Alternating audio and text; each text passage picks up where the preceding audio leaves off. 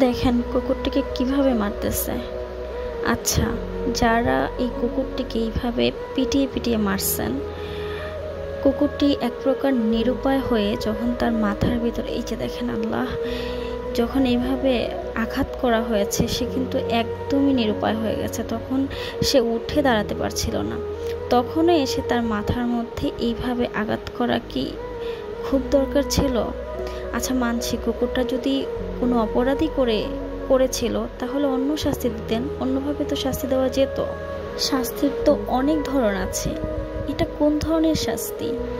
আমি মনে করি একটা কুকুরের থেকেও এর চেয়ে অনেক গুণ বড় বড় অন্যায় করছে মানুষেরা।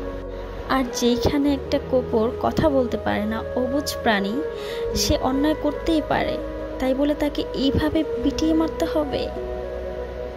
আমার মাথায় কিছুতেই ঢুকছে না। কেন ভাই, আপনাদের ভিতরে কি মায়া দয়া বলতে কোনো কিছুই নাই?